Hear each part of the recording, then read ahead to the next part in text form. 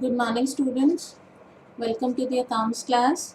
Students, today we are going to learn the treatment of investment fluctuation reserve. Yesterday we learnt about treatment of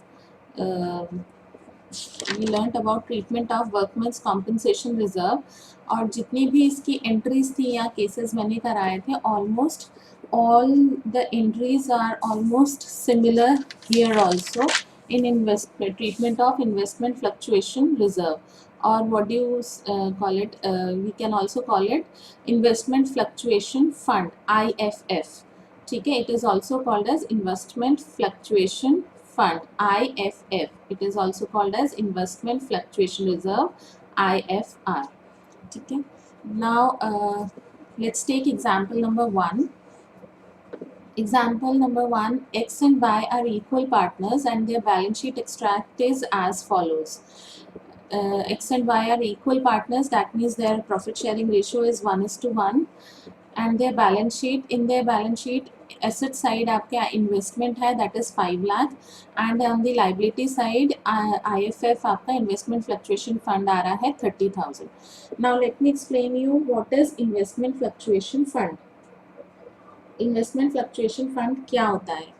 investment fluctuation fund होता है, देखो हमने investment खरीदी, for example purchase किया 5 लाख की, ठीक है. अब इसकी जो मार्केट वैल्यू है, मार्केट वैल्यू इसकी कुछ भी हो सकती है, over a period of time इसकी हो सकता है बढ़ जाए, हो सकता है इसकी डिक्रीज हो जाए, ठीक है. तो again it is a reserve. So reserve तो यानी कि मैंने बताया था जैसे कि पार्टनर्स एक छोटे छोटे गुल्लक बना के रखते हैं या पिगी बैंक बना के रखते हैं जिसे हम रिजर्व कहते हैं, ठीक है. तो इन्वेस्टमेंट फ्लक्चुएशन फंड वो इसलिए बनाते हैं कि इन्वेस्टमेंट में जितनी भी मार्केट वैल्यू में फ्लक्चुएशंस आएंगी, प्राइसेस कम होंगे या ज़्यादा होंगे, जो कम हो गए तो उसके लिए हमारे पास रिजर्व होना चाहिए, वो लॉस झेलने के लिए हमारे पास रिजर्व होना चाहिए. So that is why they have made investment fluctuation fund. Now all the reserves are shown at the liability side and investment is an asset, so that is why it is shown at the asset side.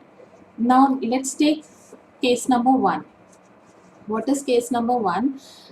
No additional information is given. No additional information, that means market value कोई भी given नहीं है, या तो market value आपको balance sheet में given होगी या फिर आपको नीचे आपको एडजस्टमेंट्स में गिवन होगी, ठीक है, बाहर इन्फॉर्मेशन गिवन होगी इसकी. सो मार्केट वैल्यू की कोई इन्फॉर्मेशन यहाँ पे गिवन नहीं है, यानी कि हमारी जो मार्केट वैल्यू है वो एज इट इज़ है, सेम है, 5 लाख ही है, ठीक है. जो 5 लाख की इन्वेस्टमेंट हमने परचेज की, 5 लाख की उसकी market value as it is है. तब ये इन्वेस्टमेंट फ्लक्चुएशन फंड का क्या होगा? ऑब्वियसली इन्वेस्टमेंट फ्लक्चुएशन फंड का क्या होगा? वो रिजर्व जो पार्टनर्स हैं वो आपस में डिस्ट्रीब्यूट कर लेंगे. It will be distributed among the partners and in which ratio? Obviously in the old ratio. So what should be the journal entry?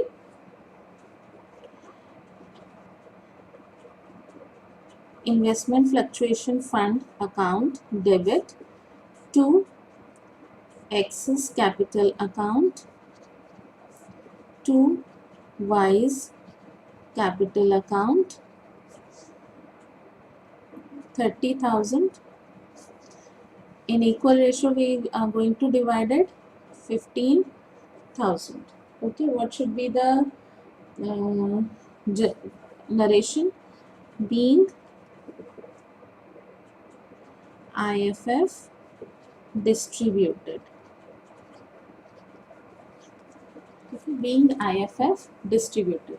So this should be the journal entry. जब कोई भी हमारा fluctuation नहीं हुआ, जितने की investment हमने खरीदी थी, मार्केट वैल्यू भी हमारी इन्वेस्टमेंट की उतनी है, दैट मीन्स हमारा रिजर्व की हमें ज़रूरत ही नहीं पड़ी, ये सरप्लस रखा है. ये सरप्लस रखा है तो एक्स एंड वाई जो है एग्जिस्टिंग पार्टनर्स वो आपस में डिस्ट्रीब्यूट कर लेंगे. Now case number 2. Case number 2 क्या हो सकता है कि इन्वेस्टमेंट फ्लक्चुएशन फंड जो इन्वेस्टमेंट है वो हमारी अब हो गई मार्केट वैल्यू 4,82,000 की. 4,82,000 की हो गई. दैट मीन्स कि जो पार्टनर्स हैं वो दुखी हो जाएंगे ऑब्वियसली, बिकॉज उनकी इन्वेस्टमेंट की जो वैल्यू है वो घट गई है. तो उन्होंने फंड बना के रखा था, शुक्र है 30,000, तो वो अब फंड यहाँ पे उनका यूटिलाइज हो जाएगा. अब एंट्री क्या होगी? इन्वेस्टमेंट फ्लक्चुएशन फंड डेबिट होगा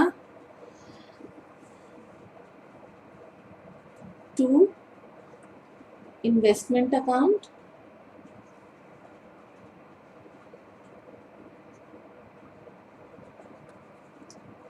टू इन्वेस्टमेंट अकाउंट। ये जितना गिर गया हमारा, जितनी फ्लक्चुएशन आई, ये तो हमारा 30,000 है ही, और जितनी हमारी गिरावट आई इसमें वैल्यू में, कितना वैल्यू गिर गई इसकी, 18,000।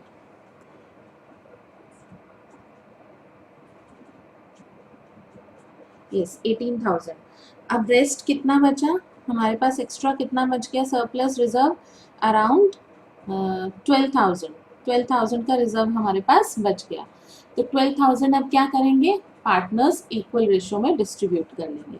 सो to X capital account, to Y's capital account, 6,000 6,000। ठीक है, narration would be being IFF distributed। Market value of investment 4 lakh.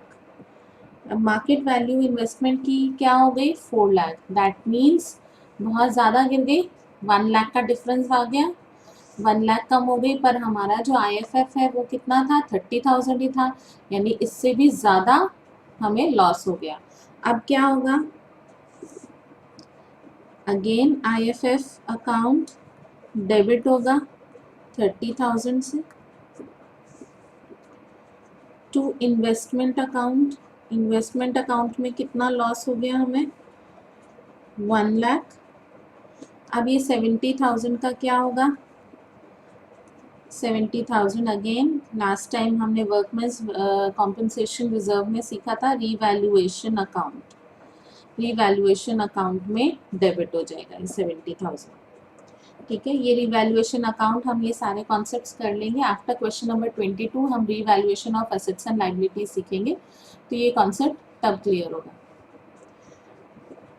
ठीक है, तो अभी फिलहाल 1 लाख का हमें लॉस हुआ, यानी हमारा जो रिजर्व था वो हमारा सिर्फ 30,000 था, उससे कहीं ज़्यादा का लॉस हो गया हमें, तो वो हम रीवैल्यूएशन अकाउंट में डाल देंगे। ठीक है, now case number 3।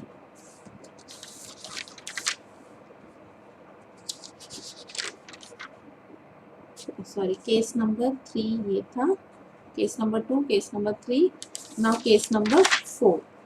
Case number 4 is when market value of investment is 5,50,000। अब ये 5,50,000 यानी कि हमें फ़ायदा हो गया, हमें रिजर्व की तो ज़रूरत ही नहीं पड़ी, इनफैक्ट हमारा प्राइस और इंक्रीज हो गई। तब क्या जर्नल एंट्री होगी, तब अगेन हमारी जर्नल एंट्री क्या होगी, IFF। हमें IFF की तो ज़रूरत ही नहीं पड़ी, हमारा इन्वेस्टमेंट फ्लक्चुएशन फंड की ज़रूरत ही नहीं पड़ी, वो 30,000 को क्या करेंगे, पार्टनर्स इक्वल रेशो में डिवाइड कर लेंगे। To X capital account, to Y's capital account, 15,000 15,000। ठीक है, being IFF distributed। बट अब ये 50,000 का जब हमें फ़ायदा हुआ है, 50,000 का फ़ायदा हुआ, जब लॉस हुआ था तब हम रीवैल्यूएशन अकाउंट को डेबिट कर रहे थे, अब हमें फ़ायदा हुआ है तो हम क्या करेंगे, रीवैल्यूएशन अकाउंट को क्रेडिट करेंगे। तो that means investment account debit to revaluation account. 50,000 का हमें प्रॉफिट हुआ है, वो रीवैल्यूएशन अकाउंट में चला जाएगा। ठीक है,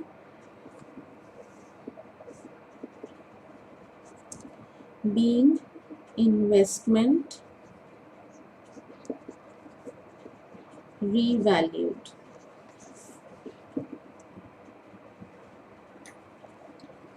So these were the only entries, journal entries जो हमें इसमें सीखनी है।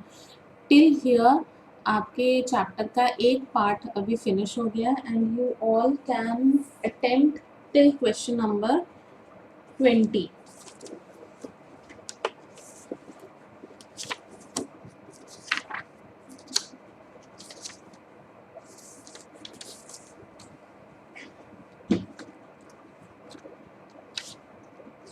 Earlier I had asked you to do question number 10, 11, 17, 18 and 20.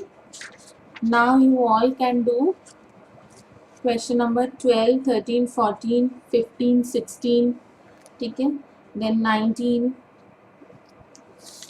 and 20 we have already done.